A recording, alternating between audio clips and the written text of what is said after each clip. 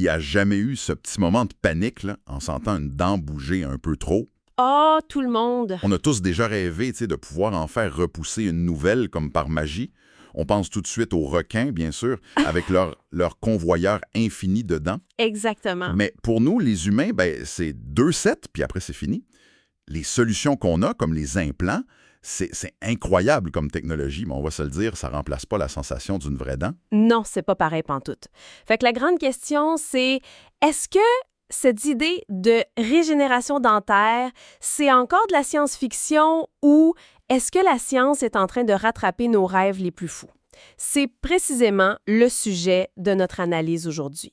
On a devant nous une pile de sources assez fascinantes. Ah oui? Oui, des articles de presse scientifique qui parlent d'une percée majeure. On a l'article de recherche original qui décortique tout le mécanisme biologique, puis même des textes sur l'évolution pour comprendre pourquoi on en est arrivé là. OK, notre mission, donc, on plonge dans une découverte qui nous vient tout droit du Japon. On va essayer de comprendre comment un nouveau médicament pourrait réveiller une capacité cachée en nous pour faire pousser une 3e dentition. Exactement. Et surtout, on va voir si on peut raisonnablement espérer jeter nos brosses à dents d'ici 2030. Petit indice. Probablement pas. Probablement pas. Bon, commençons par le début. La question qui tue. Pourquoi est-ce que nous, les mammifères, on est limités à 2 séries de dents, alors que des reptiles puis des poissons semblent avoir un abonnement à vie? C'est une excellente question, ça. Ça nous ramène des millions d'années en arrière. Les scientifiques, dans le fond, ils divisent les animaux en 2 grandes catégories à ce niveau-là. OK. Il y a les polyphyodontes, comme les requins, les crocodiles, qui remplacent leurs dents continuellement. Et il y a les diphyodontes. Ça, c'est nous. Ça, c'est nous, la plupart des mammifères. On a juste 2 séries, les dents de lait puis les dents permanentes. Et pourquoi l'évolution a choisi cette voie-là? Pour nous, ça semble être un moins bon plan à première vue. En fait, c'est un compromis évolutif. Les dents des polyphyodontes sont souvent assez simples, coniques, pas parfaitement alignées. Juste pour attraper. C'est ça, efficace pour attraper une proie, mais pas pour mâcher de manière complexe. Les mammifères, eux, ont développé une occlusion dentaire très précise. Pense à la façon dont tes molaires du haut et du bas s'emboîtent. Comme des engrenages. Exactement, comme des engrenages, pour bien broyer la nourriture. C'est un système de haute précision. Avoir des dents qui tombent et repoussent constamment, ça rendrait cette occlusion impossible. Ah, je vois. Donc, on a échangé la quantité contre la qualité, dans le fond, là. Les dents de requin, c'est un peu une armée de clones. C'est une bonne image. Alors que notre bouche, c'est une équipe de spécialistes.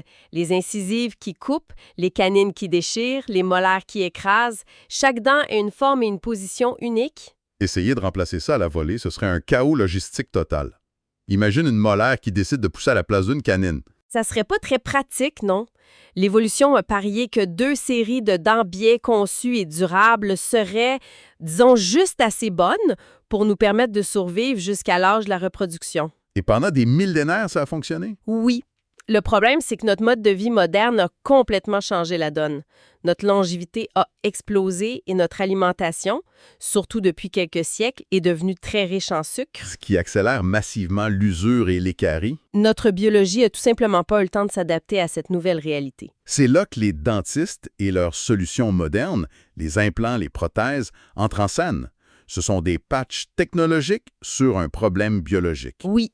Et ce sont des patchs impressionnants, mais qui ont leurs limites. Un implant, c'est une vis de titane dans l'os.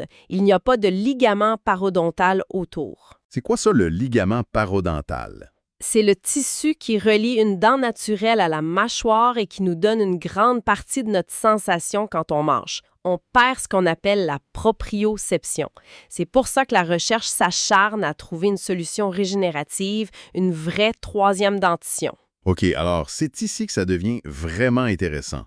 On fait un saut jusqu'au Japon. Une équipe de chercheurs de l'Université de Kyoto et de l'hôpital Kitano à Osaka. Qui ont ensuite fondé la société Toregem Biopharma. Voilà, ils ont fait une découverte qui sonne presque comme de la magie.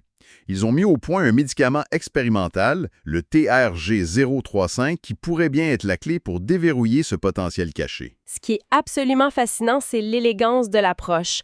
Pour faire simple, on a tous dans notre code génétique une protéine nommée USAG1. USAG1. Il faut voir cette protéine comme un interrupteur de sécurité ou plus précisément un frein. Son rôle, c'est de bloquer la croissance d'une troisième série de dents une fois que nos dents permanentes sont en place. Elle met le processus en veilleuse. Attends une minute. Donc, si je comprends bien, la capacité de faire pousser plus de dents est déjà programmée en nous. Ben oui.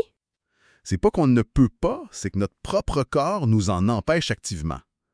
La carte au trésor est déjà là, on a juste éteint la lumière dans la pièce. C'est exactement ça. C'est la grande révélation de cette recherche. Les humains et la plupart des mammifères conservent des germes dentaires rudimentaires même à l'âge adulte. Les germes dentaires? Ce sont des précurseurs de dents en attente, mais bloqués par l'action de la protéine USG1AN.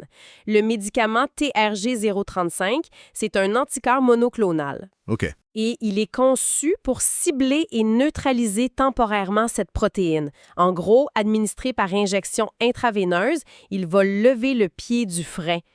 Et en relâchant ce frein, les germes dentaires reçoivent le signal qu'ils attendaient et se mettent au travail pour devenir des vraies dents.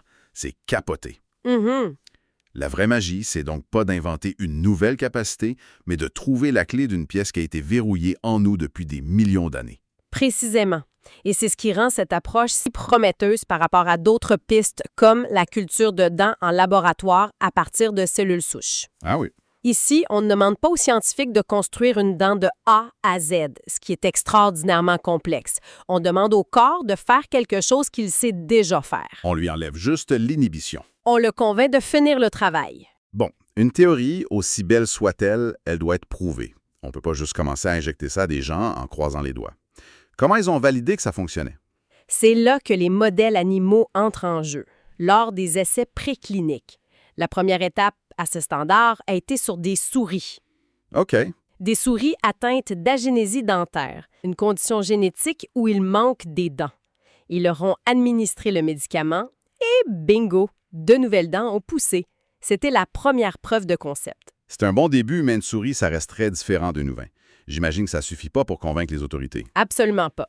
C'est pourquoi l'étape suivante a été cruciale.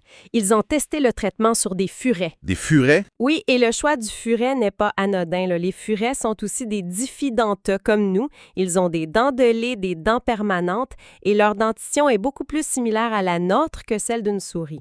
Donc, si ça marche sur un furet, les chances que le mécanisme soit transposable à l'humain sont bien plus grandes.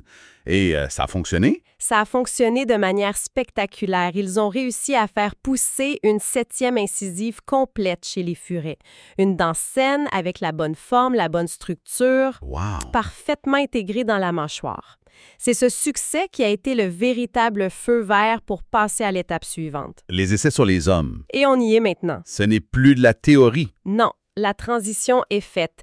Les essais cliniques de phase 1 ont officiellement débuté en septembre 2024 à l'hôpital universitaire de Kyoto. C'est gros. C'est une étape monumentale, oui. Pour cette phase, ils ont recruté 30 hommes adultes en bonne santé, âgés de 30 à 64 ans et à qui il manque au moins une molaire. Quel est l'objectif de cette première phase? Est-ce qu'on s'attend déjà à avoir des dents poussées chez ces 30 volontaires? Pas nécessairement. L'objectif numéro 1 de la phase 1, c'est toujours le même, la sécurité. OK. On administre différentes doses du médicament pour voir comment le corps humain réagit, pour s'assurer qu'il n'y a pas d'effets secondaires graves. On cherche aussi la bonne dose, j'imagine. C'est ça, on essaie de trouver la dose optimale, l'efficacité réelle, la capacité à faire repousser une dent de manière fiable. Ça sera l'enjeu principal des phases 2 et 3. D'accord. Projetons-nous un peu. Disons que la phase 1 est un succès, que les autres aussi. L'équipe de Torregem Biopharma parle d'une commercialisation possible d'ici 2030. C'est demain, ça? C'est très rapide. Qui seraient les premiers à en bénéficier? La cible initiale et la plus éthique, ce sont les personnes qui souffrent d'agénésie dentaire congénitale. On en parlait avec les souris. Exact. C'est une condition où, à cause d'un facteur génétique, plusieurs dents ne se développent juste jamais. Pour ces patients, souvent des enfants, ce traitement pourrait littéralement changer leur vie. Leur offrir une dentition complète pour la première fois. Ensuite, bien sûr, l'objectif serait d'étendre le traitement à toute personne ayant perdu des dents, que ce soit à cause d'une carie, d'une maladie ou d'un accident. Ça semble presque trop beau pour être vrai. Alors, qu'est-ce qui pourrait faire dérailler ce projet-là? Quels sont les obstacles? Faut rester très prudent. Un expert cité dans nos sources, le professeur Angry Kang, utilise une analogie parfaite. Il dit que ce parcours, ce n'est pas un sprint, mais des ultramarathons consécutifs. Wow! OK, ça donne une idée. Il y a des défis colossaux. Le premier qui me saute aux yeux, c'est le coût. On parle pas d'un traitement d'aspirine, là. Loin de là. L'estimation actuelle, c'est environ 1,5 million d'yens par traitement. Ça se traduit par autour de 13 000 à 14 000 $ canadiens. Le prix d'un petit char. Exactement. Au début, ce ne sera clairement pas accessible à tout le monde. Ensuite, il y a le défi de la précision. Comment on s'assure qu'une molaire pousse bien là où il manque une molaire? C'est une des grandes inconnues. L'hypothèse, c'est que le germe dentaire dormant est déjà préprogrammé pour devenir un certain type de dent. Et que le médicament fait juste le réveiller. Oui, mais est-ce que ça va marcher à tous les coups? Et que se passe-t-il si on supprime ce frein? La protéine USAG1 pourrait avoir d'autres fonctions dans le corps qu'on ne connaît pas encore. C'est vrai. Faut être sûr que ça n'éteint pas autre chose en même temps. C'est le gros enjeu de la sécurité à long terme. Et il y a la concurrence. D'autres approches sont explorées, non? Oui, et c'est important de le mentionner, il y a notamment une équipe très avancée au King's College de Londres qui travaille sur la culture de biodents. En laboratoire. Oui, à partir de cellules souches. Leur approche, c'est de construire une dent de A à Z en dehors du corps avant de l'implanter. C'est un peu la différence entre rénover une maison existante et en construire une nouvelle. L'approche japonaise, c'est de la rénovation. On utilise les fondations qui sont déjà là. C'est ça. Et l'approche britannique, c'est de la construction neuve. Potentiellement plus de contrôle, mais infiniment plus complexe. Donc, il y a encore un long chemin à faire et 2030 reste un objectif, disons, très optimiste. Mais en y pensant, ça me fait imaginer des scénarios un peu absurdes. Ah oui, vas-y, je suis curieuse. J'imagine les furets qui ont participé à l'étude, là. Ils doivent se promener dans le laboratoire avec des sourires parfaits, blancs, alignés. Prêts pour une audition à Hollywood. Ils ont probablement les plus belles dents de tout le règne animal en ce moment. Ça soulève une question économique et sociétale fondamentale. Qu'est-ce qui arrive à la fée des dents dans tout ça? Oh non. Son modèle d'affaires est complètement ruiné si les dents repoussent. Elle passe récupérer une dent de lait, puis 6 mois plus tard, une dent d'adulte a poussé. C'est fini pour elle. Est-ce qu'on doit lui laisser une note sous l'oreiller pour dire « Désolé, l'entreprise a fait faillite, essaie de te recycler en fée des gencives saines » ? C'est une crise pour l'économie féerique. Mais plus sérieusement, je sais pas pour toi, mais moi, j'embarque comme cobaye, là, tout de suite. Ah oui? Oui, j'ai une dent de sagesse qui a jamais poussé. Elle est restée coincée dans ma mâchoire. C'est le moment de la réveiller. Donnez-moi l'injection. Moi, je serais un peu plus prudente. J'attendrais peut-être de voir les radiographies des furets et les rapports de la phase 1 avant de m'engager. T'es pas game. Je veux être certaine qu'il n'y a pas d'effets secondaires bizarres. Imagine si tu te réveilles avec une envie soudaine de chasser des souris ou de te cacher sous le canapé quand il y a de l'orage. On ne sait jamais ce que ces gènes contrôlent d'autres. C'est un risque que je suis prêt à prendre pour une dentition parfaite. Mais t'as raison, la prudence est de mise. En attendant que ce médicament révolutionnaire soit peut-être un jour disponible dans nos pharmacies d'ici 2030, Oui. j'ai un petit conseil pratique pour tout le monde. Lequel? Continuez de vous brosser les dents et de passer la soie dentaire, juste au cas où.